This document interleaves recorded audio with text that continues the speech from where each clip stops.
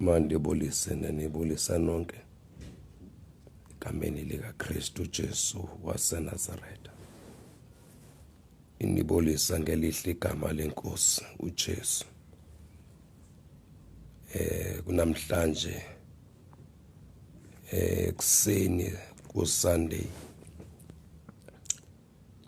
sibonga umusa kaThixo ukuthi namhlanje sikwazile ukuthi sivuke ayingoba sihlakaniphile kodwa umusa uNkulunkulu asenzele wona ukuthi sikwazi ukuthi namhlanje siphinde sivuke siphinde sizobona lolu suku lwanamhlanje ukuthi sixoxe ngendaba ukuthi ngelinye ilanga kwaba khona indoda eyafika emhlabeni ibona izinsizi zomuntu, ibona ukubulaleka komuntu, ibona ukuhlupheka komuntu. Le ndoda yakhetha ukuthi izofika emhlabeni ukuze iphile nabantu emhlabeni. Leyo ndoda nguKristu Jesu, uYeshua, owakudela isihlalo sobukhosi ehlele emhlabeni ukuze azobona indaba ukuthi umuntu uphila kanjani kulomhlaba. uJesu wafika emhlabeni, wafike waba sesimo somuntu enguye uNkulunkulu ukuthi azohlangula umuntu esonweni. Kodwa ke namhlanje sifuna sithethe ngodaba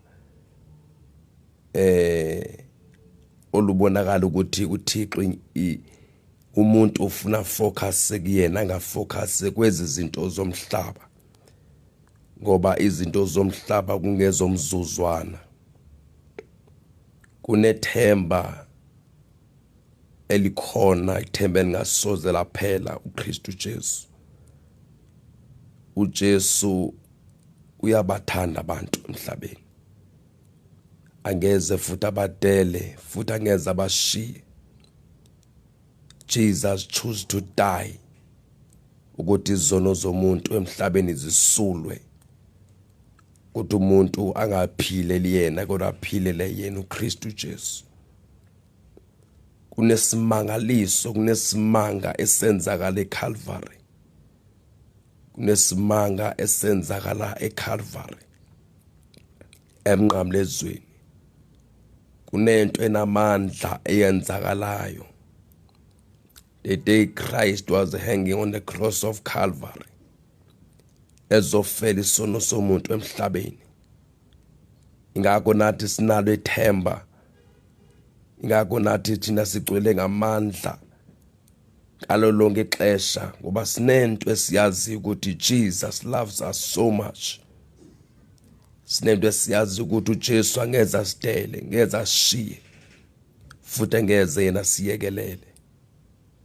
Uchile ezwini lakhe wathi uzoba nathi, wathi kuyofika usuku lapha khona abantu bami bayoba ngabantu bami, mina ndibe uNkulunkulu wabo. Sethembile lowo uNkulunkulu odalela izulu nomhlaba, wadala konke ngezwi lakhe. Kukhona nje sikubona kungenxaba kwadalwa nguye uThixo, yena otshintsha isimo somuntu. Sithi isimo sesibheda yena sitshintshe, but abantu sibekulahlile yena kuchole. Siva ngoDavide ngelinye ilanga esithi uDavide uma nobaba banishile kodwa uJehova wanichola. Yena uyacholana ke bangcwele, yena uyacholana noThixo. Sekethi uSathane uqedile ngempilo yakho, kodwa yena uThixo angavumi, ngoba uThixo unenjongo ngempilo yomuntu. Wonke umuntu emhlabeni uThixo unenjongo ngaye. Owama bekuthiwa mntakababa sophila estrateni, sophila awunako even ukudla estrateni, kodwa uThixo unenjongo ngempilo yakho. Wamntakababa uSathane besethi uqedile ngawe, udla ama-drugs estrateni, kodwa namhlanje kuseni ngifuna uzokuxelela ukuthi uThixo unenjongo ngempilo yakho. owabe kuthiwa mntaka baba sisi wami sokuthiwa iwe naso ya give up empilweni ngenxa yesimo esingaphezulu kwamandla akho, namhlanje ngifuna uzokuxelela ukuthi uThixo unenjongo ngempilo yakho. Ufuna ukuthi ke mntaka baba ekseni unga give up empilweni. Impilo ayifuni abantu aba give upayo. Ungazideli mntaka baba noba bekuthiwa mntaka baba sone kangakanani, so uyajonga ukuthi xa ujonga izono zakho ubona ukuthi ngeze uThixo anixolele izono zami. Kodwa ngifuna ukuxelela namhlanje ukuthi uThixo usenenjongo ngempilo yakho. Namhlanje funa sibaleke siye kwincwadi yeProverbs, imizekeliso chapter 3, sifuna uverse 5 and verse 6. Ngifuna ukubonisa namhlanje ukuthi uThixo indeed loves us so much, ukuthi uThixo ongasoza siyekelele mntaka baba. As long as sisaphila emhlabeni sekhona into engenzeka, kumele siqhubeke simethembe lo Thixo. Sithi masifuna lencwadi kwimizekeliso verse 5 chapter 3 lithi kholosa ngoYehova ngenhliziyo yakho yonke, ungayami ngokwakho ukuqonda. Verse 6 uze umazi yena ezindleleni zakho zonke, owulungelalanisa umendo wakho.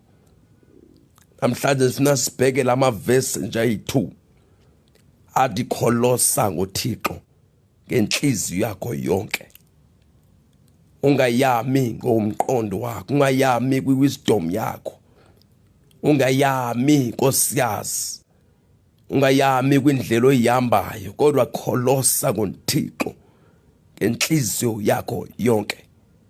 Ufuna ukuthi mntaka baba noba ngabe kuthiwa mntaka baba sova ubuhlungu empilweni, so dinga ukuthi ucinga ugive up empilweni, kodwa impilo ifuna abantu abakholosa ngoThixo. Impilo ifuna abantu abathi babehamba emhlabeni babheke phezulu.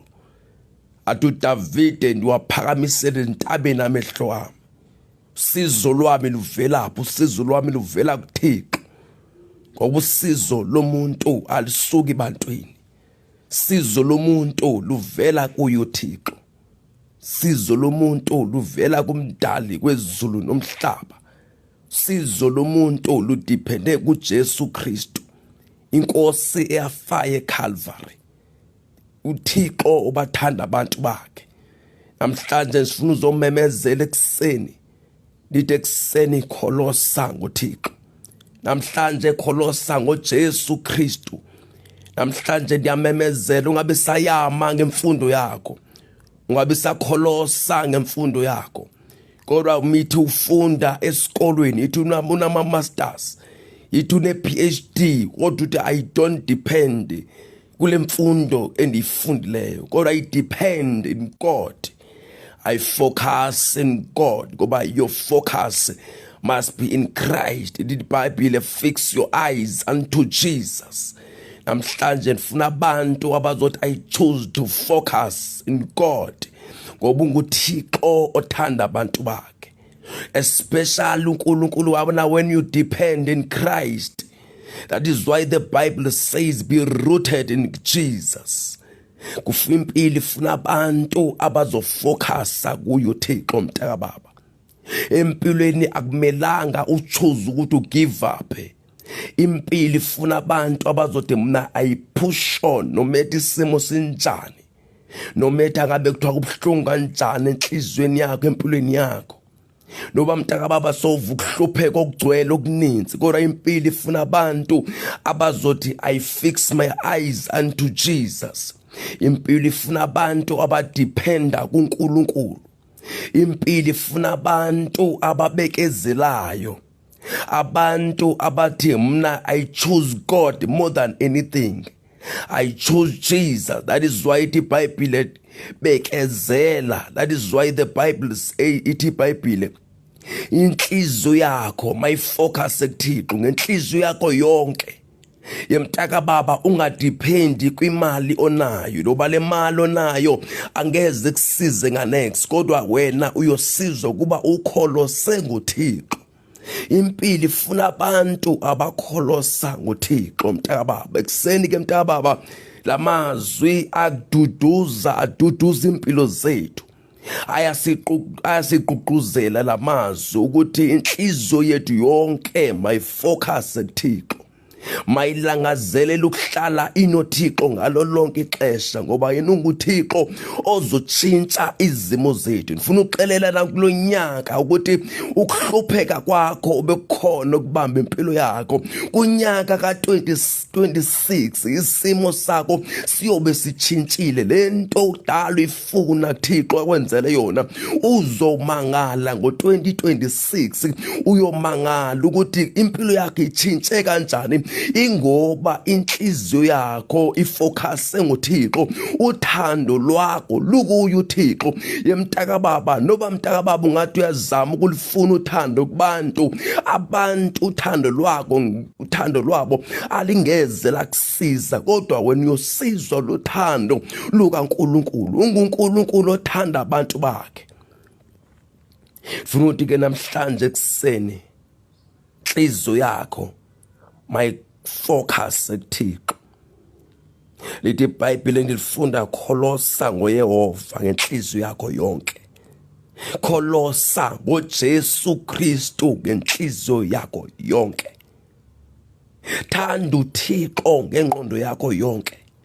Thanda uThixo ngamandla akho onke. Yemntakababa asimiswanga ngoba sihlakaniphile.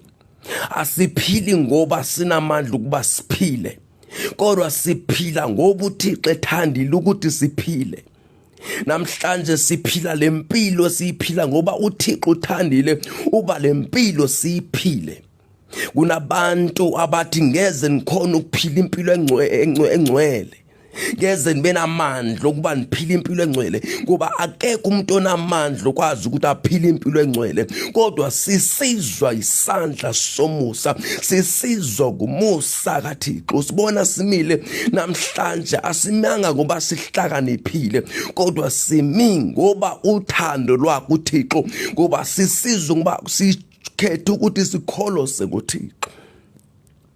Funa ukuthi ke mntakababa ekseni kholosa ngoThixo ngoba uThixo ukubakhathalela abantu. Ningayami kumiqondo yenu, ningayami kwiwisdom eninayo, kodwa into amandla enu inhliziyo yenu mayifocus kuThixo. Lapho usizo lwabantu luvela khona, ngoba usizo lwabantu aluveli izinyangeni, usizo lwabantu aliveli kusiyazi, usizo lwabantu aluveli kubaprofeti, usizo lukabantu aliveli kubefundisi, usizo lwabantu aliveli kubapriesti, usizo lwabantu emhlabeni luvela kuThixo, ngoba unguThixo bakhathalela abantu bakhe. From the beginning usizo lomuntu lwaluvela kuThixo kakade, ngoba uThixo wathi ngelinye ilanga esedale konke emhlabeni wathi masenze umuntu ngokufana nathi, asifuze abe nobukhosi enhlanzini elwandle, abe nobukhosi esibhakabhakeni kwizinto intaka ezibhabhazelayo, abe nobukhosi emhlabeni. Umuntu emhlabeni uyabusa, umuntu emhlabeni unobukhosi. Namhlanje ngizomemezela ukuthi abantu mabafocus kuThixo, abantu mabangafocus kosiyazi, kodwa abantu mabafocus kuThixo ophilayo. Namhlanje ndiyamemezela mntakababa, ungabe sayama kunto oyithandayo, ungabe sayama kule mpilo oyiphilayo, ungabe sayama mntakababa kule mali onayo, ungayami kule mfundo nayo, kodwa yama kholosa ngoThixo mntakababa.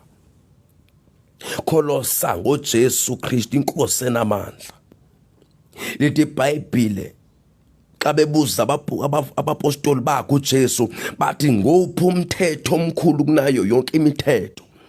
Uthi uJesu uthanda uThixo ngenhliziyo yakho yonke, ngomphefumulo wakho wonke, nangomzimba wakho, nangamandla akho, ngoba uthando lwethu kumele lufocus kuThixo, ngoba yena usithandile singazange simthande, wakhetha ukusikhetha. Sizizoni singenamandla, sikude noNkulunkulu, kodwa uThixo yena wasithanda. Iyo lonto namhlanje nathi sikhethe ukuthi masikholose ngoYehova Sikholose ngoThixo ngoba yena esikhathalele. Kumele simthande ngenhliziyo yethu yonke uThixo. Yena uhlezi njalo esikhathalele. Lezi nyembezi mntakababa ozikhalayo namhlanje, ngelinye ilanga uyokhala inyembezi zovuyo, uyokhala inyembezi zenjabulo ngoba inhliziyo yakho ifocus ekuThixo, ngoba unguThixo bakhathalelayo abantu. Angeze yena sidele as long as we are still alive.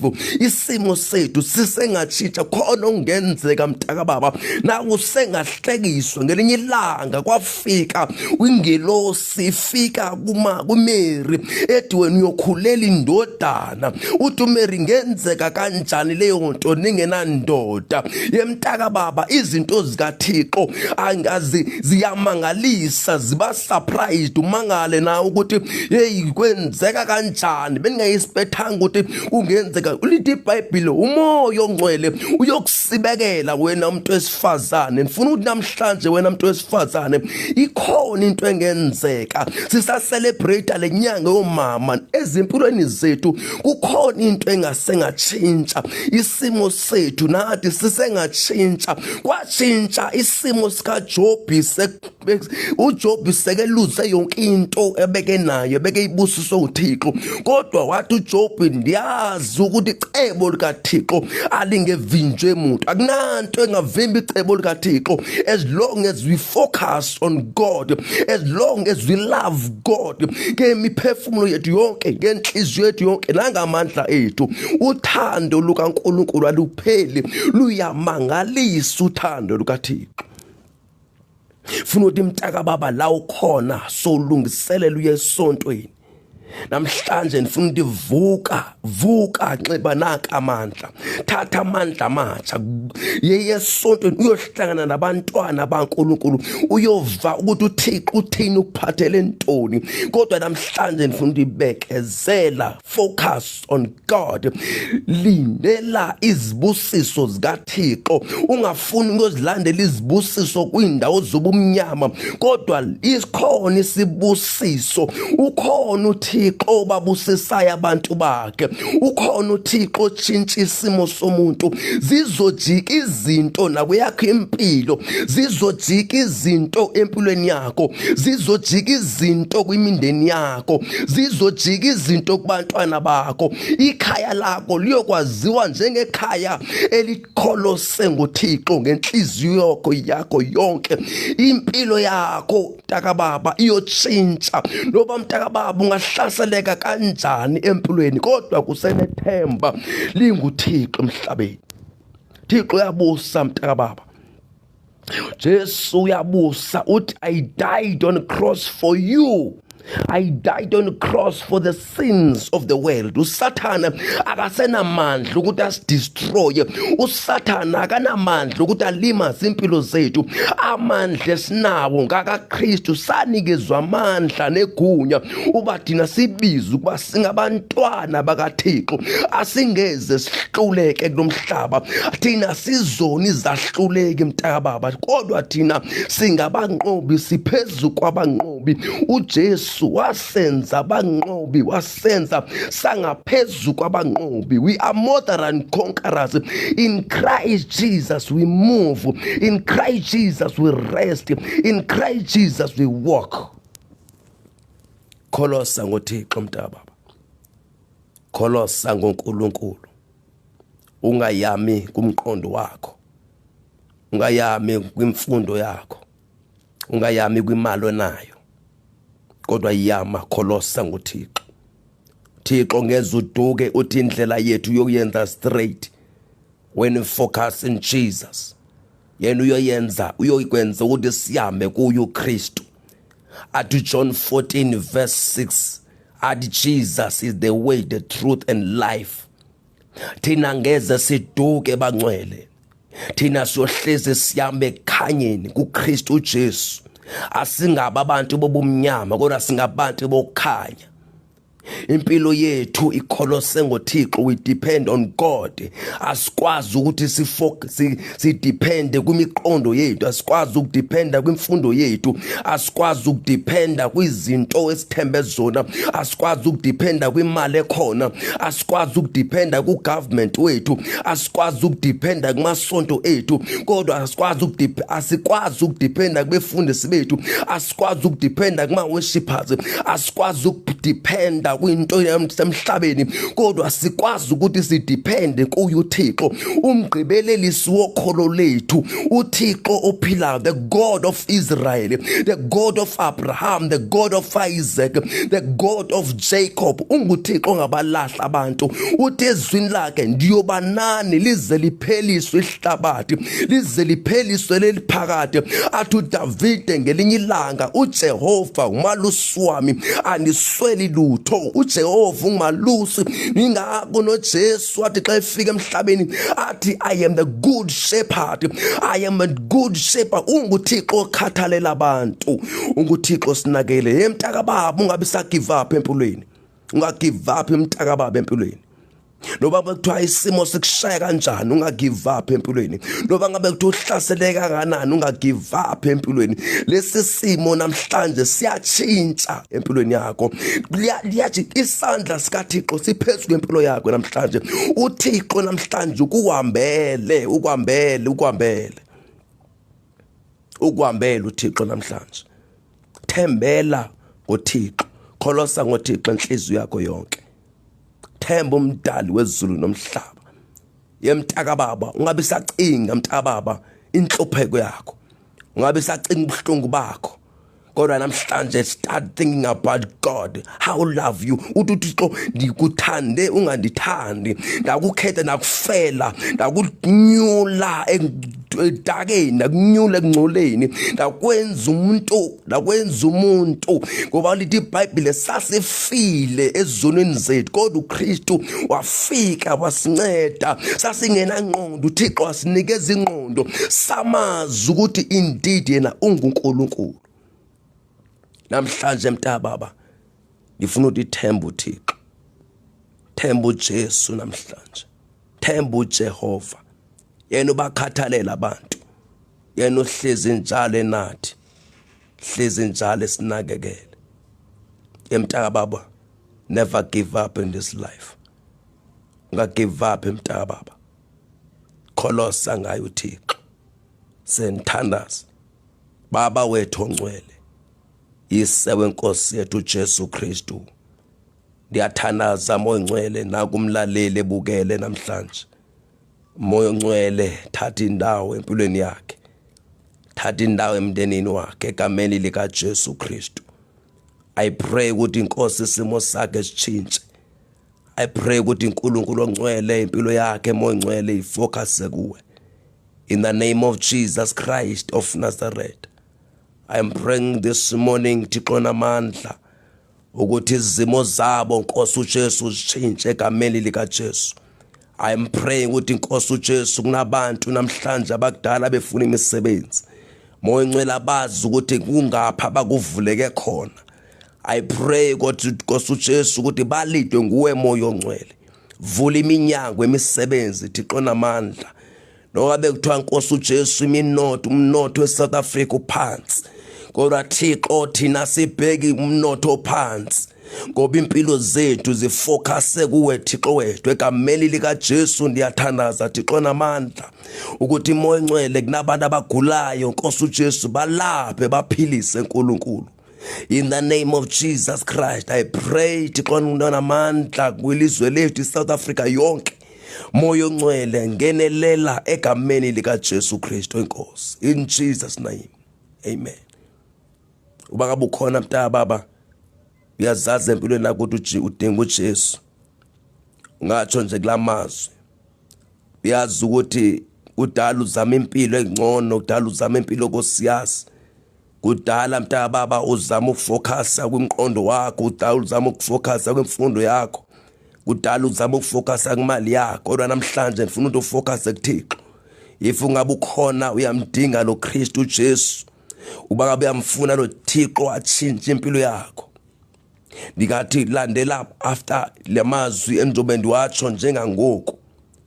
Uyazama ukuthi uzame impilo engcono kodwa kulungi. Kodwa uma ngabe unganikezela inhliziyo yakho unikezela impilo yakho kuThixo, uThixo angenelele kwisimo sakho mntababa. Nali ivangeli naku uJesu uyasindisa.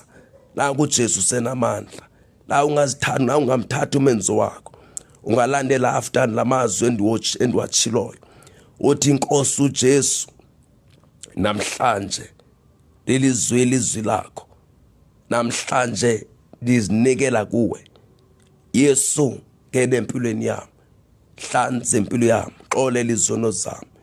Ngegama lakho yenza itshintshe impilo yami. Thixo namhlanje iza kuwe Jesu. Size nami. Dinga usizo lwakho. Ndifuna ufocusa kuwe. Ndifuna ukholosa ngawe Jehova. In the name of Jesus. Amen. Be blessed mntakababa. Impilo yakho Thixo ixolele egameni lika Kristu Jesu. Silungiseleleke mntakababa uyofellowshipa nabanye abantwana, abanye abazalwane. Ungahlala endlini, vuka uhambe esontweni. Uyomkhonza uThixo, uyakhonzeka. Yena uyakhonzeka mntakababa. Lithi iBhayibheli uyasikhathalela.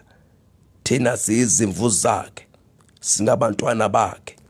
Usinakekele njalo uyasithanda. Never give up mntakababa kulempilo. Unganikezeli mntakababa. Never give up. God love you so much. Be blessed. Amen.